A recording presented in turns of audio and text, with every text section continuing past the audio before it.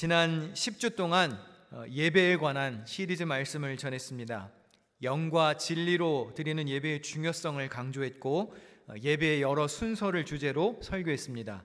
성례, 말씀, 기도, 찬양, 신앙 고백, 헌금, 축도 등을 다루었고 이런 예배로의 초대와 또 우리 일상생활에서의 예배까지 여러 가지 면에서 예배에 관해 살펴보았습니다. 다 기억이 나시는 거죠? 다 기억이 나면 얼마나 좋겠습니까? 그렇죠? 그렇지만 이렇게 강조하는 데에는 그런 이유가 있는 거겠죠. 여러분들이 또 적당히 잊어주셔야 시험 문제에 출제도 하고 좀 틀려주셔야 순위도 가려지고 저도 한동안 지나면 다시 설교도 하고 그럴 수 있을 것 같습니다. 아무튼 11주 차인 오늘 이 예배 시리즈를 마무리하면서 오늘은 온라인 예배에 대해서 그리고 우리 삶에 있어서 예배가 어떤 의미가 있는지 한번 생각해 보려고 합니다. 지난주에 보았던 신문 기사 하나를 좀 같이 보실까요? 세계 최대 커피 전문점 브랜드인 스타벅스 본사가 내년 1월부터 주 3일 사무실 출근 방침을 지키지 않는 사무직 직원은 해고할 거다라고 경고했습니다. 스타벅스는 재택근무 그리고 주 3일 사무실 출근 이렇게 하이브리드 근무 규정을 실시하는 중인데 아마 실제로는 현장 출근이 잘 이루어지지 않는 모양입니다. 그래서 주 3일 동안 출근해야 되는 요건을 준수하지 않으면 이제 해고다라고 으름장을 놓았습니다.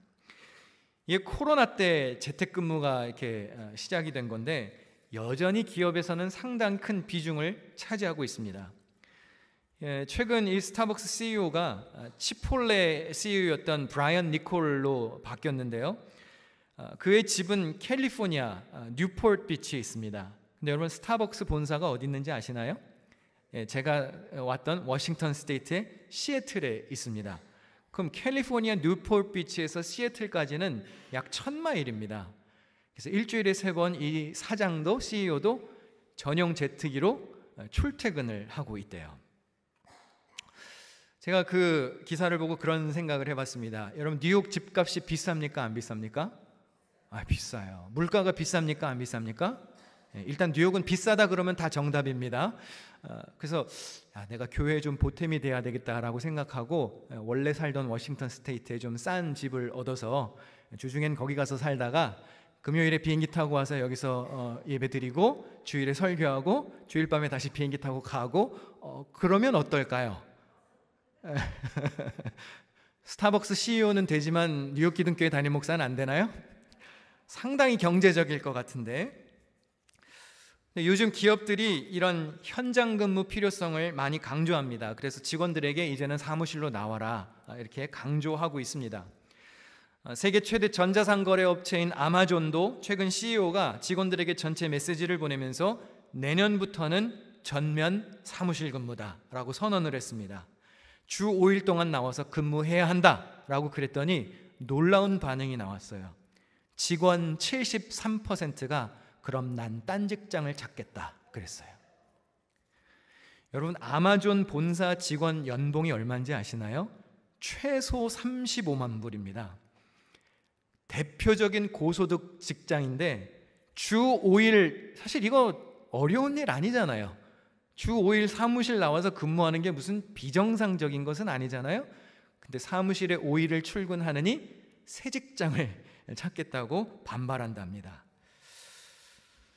이 코로나 시절에 비대면 현실을 마주한 것은 기업이나 학교만은 아닙니다. 교회도 예배당에 모이지 않고 각자 있는 곳에서 영상으로 예배했던 진귀한 풍경이 펼쳐졌죠. 지금은 시간이 많이 지났습니다. 그리고 사실상 코로나로부터 우리 자유롭게 살고 있습니다. 그런데 이미 성도들의 생활 속에는 온라인 예배, 영상 예배가 신앙생활의 큰 비중을 벌써 차지했습니다.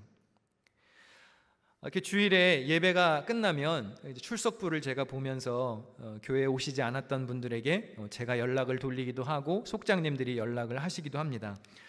이렇게 여쭤보면은 여러 가지 말씀들을 하세요. 아파서 못 갔어요, 목사님. 출근해야 해서 못 갔어요. 어디 출타 중입니다. 개인적인 사정이 생겼습니다. 이런저런 말씀들을 하시면서 코로나 이전에는 들을 수 없었던 말이 꼭 뒤이어서 나옵니다. 목사님, 그래도 영상으로는 예배 드렸어요.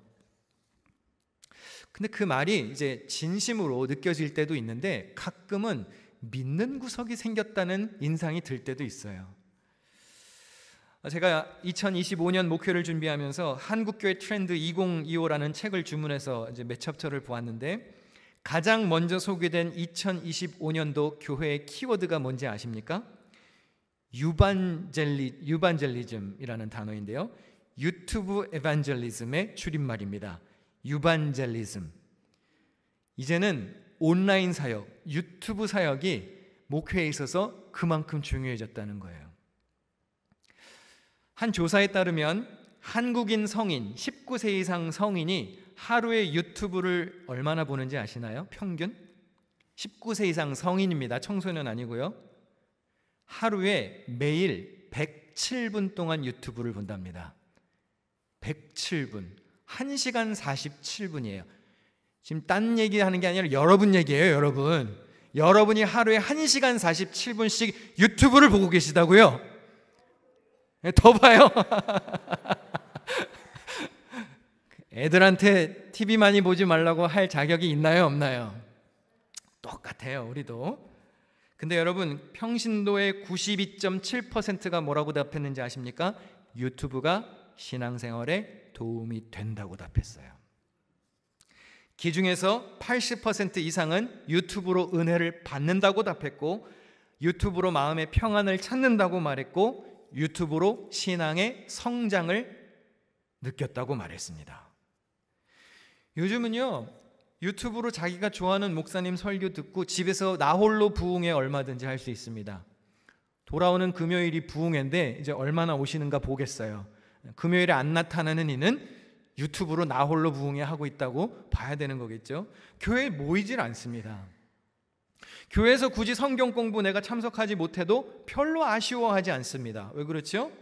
유튜브에서 내가 좋아하는 유명한 목사님, 유명한 교수님, 그리고 요새는 유명한 연예인들도 성경 강의를 찍어서 많이 올리시더만요.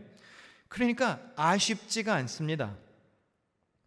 그냥 유튜브로 나의 지적 호기심을 얼마든지 충족시킬 수 있는 세상이 되었습니다. 그러니까 여러분, 목사가 목회하기 어려워졌습니까? 안 어려워졌습니까? 상당히 어려워졌어요. 날마다 모이기에 힘썼다는 초대교회의 말씀을 실천하기가 어려워졌습니다. 이런 유반젤리즘 시대에 신앙생활하는 우리의 태도를 한번 정직하게 돌아볼 필요가 있어요. 사실 코로나 이전에는 예배 영상을 유튜브나 홈페이지에 올리는 거 누군가의 주일 성수를 책임지겠다는 마음으로 올렸던 것은 아닙니다. 그냥 부수적인 것이었죠. 다시 보기를 위한 것이었습니다. 예를 들어서 찬양대나 찬양팀이 나 오늘 찬양 잘했나? 그냥 돌려보기 위한 용도였고, 다른 교회는 예배 어떻게 드릴까? 참고하기 위한 정도의 용도였습니다. 정말 특수한 상황에 놓인 사람이 아니고서는 영상으로 주일 예배를 해결하지 않았습니다. 그런데 이제는 예배 영상을 올리지 않으면 큰일 나는 시대가 되었습니다. 저마다 교회마다 유튜브 채널이 없는 교회가 없습니다. 우리 교회도 영상을 업로드 하는데요, 오래된 장비도 있고 최신식 장비도 섞여 있다 보니까 이게 가끔씩은 기계가 잘 작동하지를 않습니다. 그래서 화면이 잘 안 나올 때도 있고, 화면이랑 소리랑 싱크가 또 안 맞을 때도 있고, 어떤 분들은 볼륨이 누구는 너무 크다, 누구는 너무 작다 이렇게 말씀하시는 분도 있고, 카메라 화면 구도에 대해서 좀 이렇게 말씀해 주시는 분들도 있고요. 의외로 영상 예배와 관련된 민원이 많이 들어옵니다. 설교 준비하기도 바쁜데 이 미디어 접속자의 이 민원도 충족시켜 드려야 하니 얼마나 골치 아픈지 몰라요. 여러분, 우리 교회는 무슨 전문 미디어 사역자가 있는 것도 아니고요, 다 봉사자들이 시간 쪼개서 열심히 봉사하시는 거거든요. 그러니까 보시는 분들은 좀 감안하고 보셨으면 좋겠어요.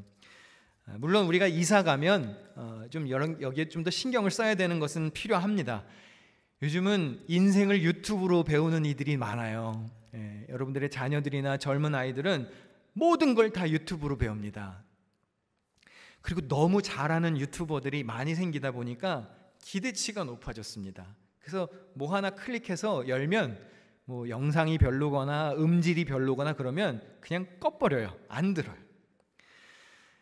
이제는 온라인 영상이 보조적 수단이 아닙니다. 여기에 신앙생활을 거는 이들까지 생기니 가볍게 여길 수가 없게 되었습니다.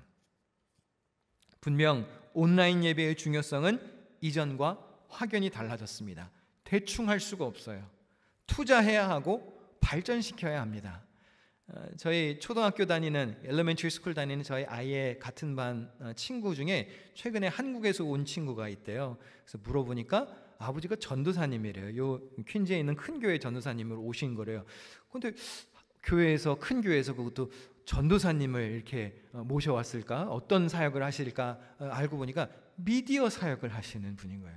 얼마나 이게 중요한 컨텐츠가 되었는지 모릅니다. 우리가 온라인 예배 귀합니다. 그런데 사실은 한계점이 있음도 인정해야 합니다. 아무리 우리가 마음을 다해서 영상으로 예배에 동참한다 할지라도 우리의 몸이 배제되는 경우가 있죠. 코로나 예배하던 시절에, 영상 예배하던 시절에 예배의 집중도에 관한 설문조사를 한 게 있습니다. 이 설문에 따르면 영상 예배 참석자 중 70.1%가 교회 현장처럼은 집중하기가 어려웠다고 답했습니다. 온라인 예배는 현장감이 부족하고 연로하신 분들에게는 기술적인 진입 장벽이 높은 데다가 이게 화면을 보고 하려니까 좀 여간 쉬운 게 아니다, 어렵다라고 말씀하신 분들이 있고요. 또 온라인 예배에 참석하는 자세에 대해서 설문조사를 했는데 내가 집중하면서 예배를 잘 드립니다 라고 답하신 분은 48.1%에 불과했습니다. 그러니까 절반도 집중 안 하는 거예요. 반면에 온라인 예배를 틀어놓고 휴대폰을 보거나 딴짓을 하거나 떠들면서 예배 드린다 라고 그래도 양심적으로 답한 이는 30.7%. 그냥 나는 아예 다른 걸 하면서 영상을 틀어놓는다 21.2%. 그러니까 절반도 안 되는 인원이 집중해서 예배 드리는 거고요, 절반은 집중 안 한다는 뜻이에요. 그러니까 여러분, 오늘 우리 이 예배 시리즈를 마무리하면서 한번 예배에 대해서 좀 솔직해져 봅시다. 여러분이 정말 교회에 오지 못하고 영상 예배를 드릴 때 온전한 예배자의 태도를 갖추기 어려웠을 때가 더 많지 않았나요? 물론 전심을 다해서 집중해서 예배하는 분들도 있을 겁니다. 시작부터 축도까지 한치의 흐트러짐도 없이 시간 맞춰서 옷 잘 갈아입고 깨끗한 모습으로 성경 찬송 헌금 잘 준비해서 찬양 다 부르고 일어나자 그러면 일어나고 앉자 그러면 앉고 100% 다 집중해서 하시는 분들이 있겠죠. 여러분도 그렇게 하시죠? 온라인 예배 드릴 때? 지금 화면 보시는 분들도 그렇게 하시는 줄 믿습니다. 네, 빨리 대답을 하셔야 될 텐데. 우리 코로나 시절에 영상 예배 드릴 때 그래서 제가 뭐 보내라고 그랬었죠? 인증샷 보내라 그랬잖아요. 인증샷. 그 왜 보내라 그랬겠습니까? 인증샷이라도 찍어야 세수양치라도 하고 예배를 드릴 것 같아서 그렇게 했습니다. 근데 아마 영상 예배 드리는 분들 대부분 다 딴짓하면서 합니다. 설거지하면서, 운전하다가, 일하는 중에, 운동하면서, 어떤 이는 화장실에 앉아서 유튜브를 켜놓는 경우가 있고요. 아마 중간중간 다 건너뛰면서 설교도 듣다가 좀 넘어가고 그러면서 볼 겁니다. 저는 이 온라인 예배, 영상 예배는요, 용어의 순서에 따라 그 핵심이 걸려 있다고 봅니다. 다음 자막을 한번 보실까요? 여러분에게 있어서 온라인 예배는 영상 예배입니까? 아니면 예배 영상입니까? 영상 예배, 영상을 통해서 영과 진리로 예배하는 겁니까? 아니면 단순히 예배했던 영상을 다시 확인하는 작업입니까? 한번 여쭤보겠습니다. 지금 이 자리에 앉아서 예배를 드리는 여러분이나 지금 화면 앞에 앉아서 예배를 드리는 여러분은 왜 예배에 동참하고 계십니까? 저는 여러분의 답변이 오늘 본문 말씀이 되시기를 축원합니다. 요한복음 4장 23, 24절 다 같이 읽습니다. 시작. 아버지께 참되게 예배하는 자들은 영과 진리로 예배할 때가 오나니 곧 이때라. 아버지께서는 자기에게 이렇게 예배하는 자들을 찾으시느니라. 하나님은 영이시니 예배하는 자가 영과 진리로 예배할지니라. 아멘. 하나님이 예배하라고 하셨습니다. 하나님이 예배하는 자를 찾으신다고 했습니다. 그러니 내가 그 예배자가 되기를 바라는 마음으로 지금 예배 드리는 중이셔야 합니다. 여기에 계시든 화면 앞에 계시든 영과 진리로 정말 정성을 다해 내가 예배하겠노라고, 하나님이 찾으시는 예배자가 되겠노라고 답하는 성도들이 되셔야 합니다. 이사야 43장 21절입니다. 이 백성은 내가 나를 위하여 지었나니 나를 찬송하게 하려 함이니라. 하나님이 우리를 왜 만드셨습니까? 찬송하게 하려고, 예배하게 하려고 우리를 지으셨습니다. 우리 삶의 목적이라는 뜻입니다. 그러니 교회에 오신 여러분, 영상 앞에 앉아 계신 분들, 오늘 설교의 제목처럼 여러분은 원래 해야만 하는 일을 지금 하고 계시는 겁니다. 찬양으로 섬기시는 분들이 있습니다. 왜 찬양팀을 하시나요? 왜 찬양대의 일원이 되셔서 찬송을 부르십니까? 음악적 재능이 있어서 하십니까? 원래부터 찬양을 좋아해서 하시나요? 누군가의 권유로 예배팀에, 찬양팀에 들어가게 되셨습니까? 좋은 답변입니다. 그러나 더 좋은 답변은 원래 해야 하는 것을 하기 위해서 하는 것이라는 답변입니다. 찬양팀이나 찬양대가 아니더라도, 내가 음악적 재능이 있지 않더라도, 찬양팀이 아니고 지금 이 자리에 앉아 계신 일반 회중이라 할지라도 우리 모두는 이 땅에서 하나님을 예배하며 찬송해야 할 의무와 책임이 있습니다. 그것이 내가 지음받은 이유이고 우리가 살아가야 할 목적임을 잊지 마셔야 합니다. 우리는 예배하기 위한 존재로 지음받았습니다. 구약의 하나님의 마음에 합한 왕이라 칭찬받았던 다윗은 과거에 빼앗겼던 이스라엘의 법궤를 되찾아왔습니다. 법궤는 하나님의 임재를 상징합니다. 하나님의 언약을 상징하는 물건입니다. 가장 중요한 신앙의 상징물과 같았던 법궤가 다시 돌아온다는 사실에 온 나라가 잔치 분위기였습니다. 사무엘하 6장에 보니까 다윗이 여호와 앞에서 힘을 다하여 춤을 추는데 그때 다윗이 배에봇을 입었더라. 다윗과 온 이스라엘 족속이 즐거이 환호하며 나팔을 불고 여호와의 궤를 메어왔다고 했습니다. 다윗이 누구 앞에서 춤을 추었지요? 여호와 앞에서 기뻐 춤을 추었습니다.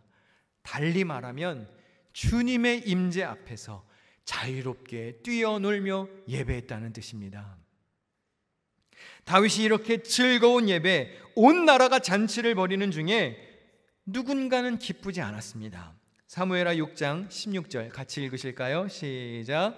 여호와의 궤가 다윗성으로 들어올 때에 사울의 딸 미갈이 창으로 내다보다가 다윗 왕이 여호와 앞에서 뛰놀며 춤추는 것을 보고 심중에 그를 업신여기니라. 예, 여기 업신여겼다고 그랬는데 원문에 보니까 가치를 부여하지 않았다는 뜻입니다.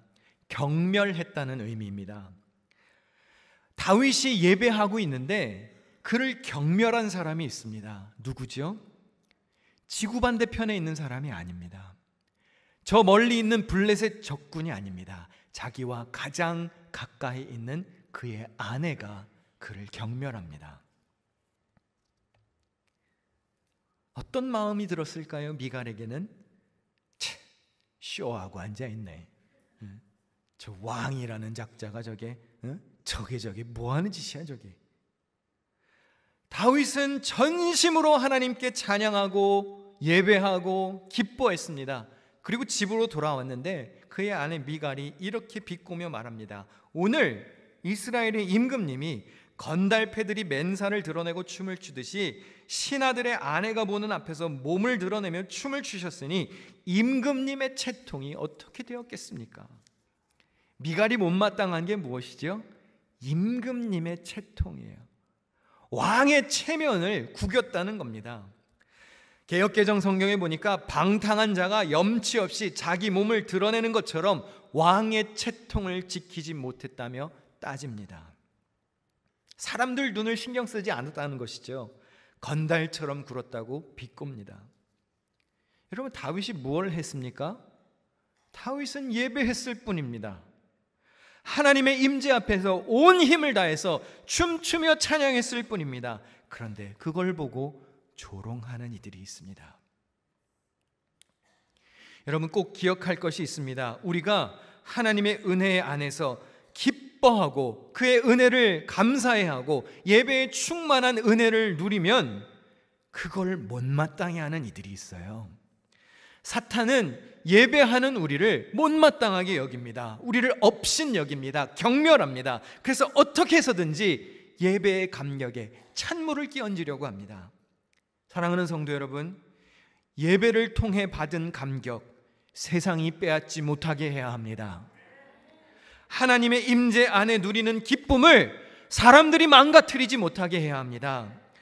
찬양의 은혜, 감사의 고백을 마귀가 훔쳐가지 못하도록 예배의 감격을 지키셔야 합니다.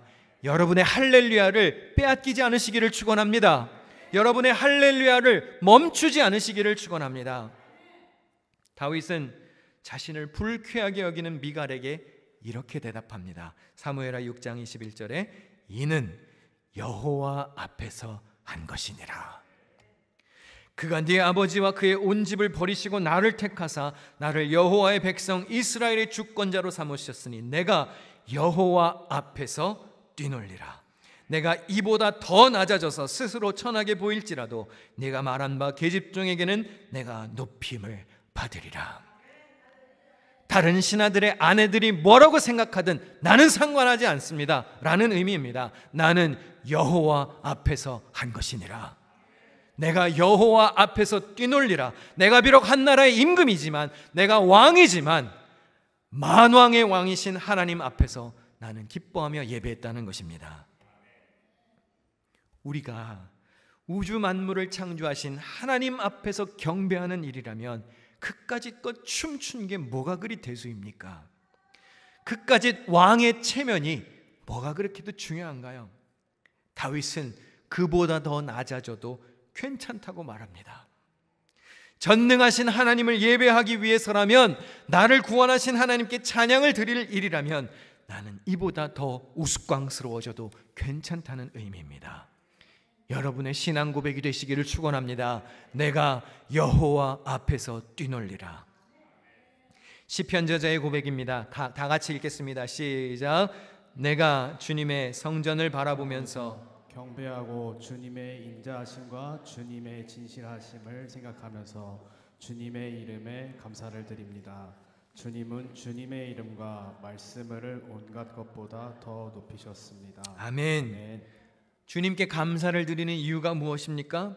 주님의 진실하심을 생각하며 주의 인자하심과 선하심을 생각하며 기쁨과 감사의 예배를 드리는 겁니다. 사람들이 뭐라 그러는 것이 중요한 것이 아닙니다. 하나님으로 인하여 예배하는 것입니다. 하나님이 찾으시는 예배자가 되시기를 축복합니다. 새해가 되면 첫 번째 금요 워십을 항상 교역자 헌신 예배로 드립니다. 목회자들이 먼저 예배를 위해서 헌신하며 한 해의 다짐을 결단하고 특송도 합니다. 매번 교역자 헌신 예배를 하면 특송을 뭐 하는지 혹시 아시나요? 이건 이제 금요 워십에 오신 분들만 알겠죠? 우리 뭐 하는지 기억나나요? 네, 율동합니다. 목사님들이 겸손한 모습으로 춤을 추면서 율동합니다. 하는 이유가 있습니다. 한 해를 시작하면서 성도들 앞에서 체면 내려놓고 시원하게 한번 망가지고 1년 동안 그렇게 열심히 낮은 자의 모습으로 섬기자, 그런 마음으로 특송을 준비합니다. 그러고 보니까 조금 있으면 또 1월이 되네요. 금요 워십은 영상을 업로드하지 않습니다. 그래서 그런 걸 하는 건데요, 못하는 시도도 좀 해보고 새로운 걸 하는 건데, 이게 요즘은 뭘 하면 다 찍으세요. 그래서 어떻게 해서든지 흔적이 남더라고요. 혹시 올해 초에 교역자 헌신 예배 때 우리가 뭘 했는지 기억하시나요? 모르시나요? 저희가 트로트 찬양으로 춤을 췄습니다. 못 보신 분들이 계실 것 같아서 그 충격의 현장으로 잠시 여러분들을 안내하도록 하겠습니다. 저는 민망해서 못 볼 텐데 앞에 준비된 화면 틀어주세요. 집사님, 권사님, 장로님, 목사님, 사랑하는 학생부들까지 찬양에 맞춰 몸을 흔들며 신나게 트위스트 합시다. 싱 할렐루야, 댄스 댄스 할렐루야, 신나게 춤을 춰봅시다. Let's twist. 세상 일이란 걱정을 하덜 말고 주님 계신 저 천국을 생각해 찬양에 맞춰 몸을 흔들며 싱 할렐루야, 댄스 댄스 할렐루야, 다 함께 춤을 춰봅시다. 싱 할렐루야, 댄스 댄스 할렐루야, 신나게 춤을 춰봅시다. 전교인 트위스트.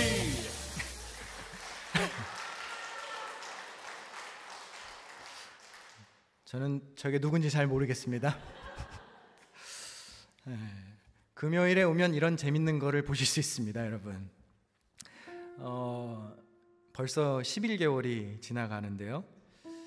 이렇게 하는 이유는 목회자들이 먼저 하나님 앞에 겸손하게 예배자의 모습으로 본이 되자는 뜻이에요. 우리가 목사이기 전에, 설교자이고 찬양 인도자이기 전에 우리 또한 다윗과 같은 예배자라는 사실을 기억하며 우리가 먼저 낮아지고 우리가 먼저 성도들 앞에서 한번 망가지고 하나님 앞에 재롱 부린다는 마음으로 그렇게 합니다. 트로트 찬양까지 했으니 이제 돌아오는 25년 1월에는 뭘 해야 될지 고민이 되는데요. 사실 이렇게 하는 이유, 또 한 가지 이유는 뒤이어서 헌신 예배를 드리는 장로님, 권사님, 집사님들이 이보다 조금 더 망가지시기를 바라는 마음으로 하는 것이기도 한데, 매번 너무 점잖게 특송들을 하셔서 2025년은 한번 좀 기대해 보겠습니다. 장로님들이 막 춤추면서 특송하시는 모습, 권사님들이 망가지는 모습. 여러분, 왜 11주씩이나 예배에 관한 시리즈 말씀을 전했을까요? 왜 이렇게 예배를 강조할까요? 예배가 그만큼 중요하기 때문입니다. 여러분, 신앙생활의 기본은 예배입니다. 여러분이 무언가를 잘하려고 하기 전에 먼저 예배 잘 드려야 합니다. 오늘 이 시리즈를 정리하면서 저는 결론을 이렇게 짓고 싶습니다. I would rather be a worshiper. I would rather be a worshiper. 나는 예배자이고 싶습니다. 제가 목사입니다. 그러나 제가 예배자가 아니라면 제 직분은 아무 의미가 없습니다. 담임 목사에게 붙여지는 타이틀들이 있습니다. 담임 목사, 영적 지도자, 행정 책임자, 회의 주재자, 설교자, 예배 인도자, 교사, 여러 가지 붙여지는 타이틀들이 있습니다. 다 귀하지요. 그러나 제가 예배자가 아니라면 다 무의미한 것들입니다. 저는 제 자신이 하나님 앞에 겸손한 예배자이기를 소망합니다.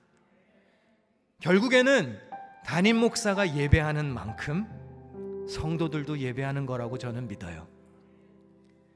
제가 담임 목사로서의 역할도 잘 수행해야 하겠지만 제가 먼저 하나님 앞에 온전한 예배자가 아니라면 이 예배가 무슨 의미가 있고 제가 일을 아무리 잘해도 그게 다 무슨 소용입니까? 제 소원은 최고의 담임 목사가 되는 게 아니에요. 제 소원은 우리 교회에서 제일 훌륭한 예배자가 되는 겁니다. 제가 베스트 워시퍼가 되는 겁니다.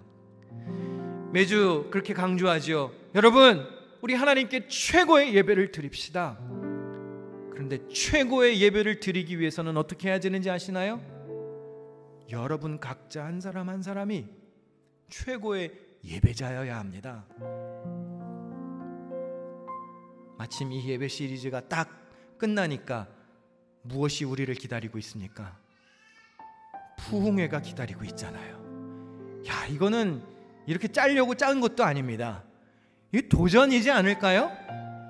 예배 시리즈를 딱 마치니까 부흥회가 기다리고 있어요. 그럼 참석하라는 얘기겠습니까? 안 하라는 얘기겠습니까? 사모하는 마음으로 너가 이렇게 예배자가 되었으면 좋겠다. 부흥회 잔치를 열었는데 네가 은혜를 갈망했으면 좋겠다. 우리를 초청하시는 주님의 음성 아니겠습니까? 부흥회 한번 실천하며 참석해 보십시오. 침체된 마음에 생기가 돋아나기를 갈망해 보십시오. 풍성한 이 추수감사절기에 우리의 영혼도 좋은 것으로 먹이시려고 하는 하나님의 선물, 은혜의 식탁 아니겠습니까? 우리가 완전하신 하나님을 영과 진리로 예배하는 그런 최고의 예배를 드리는 최고의 예배자가 되시기를 주님의 이름으로 부탁드립니다.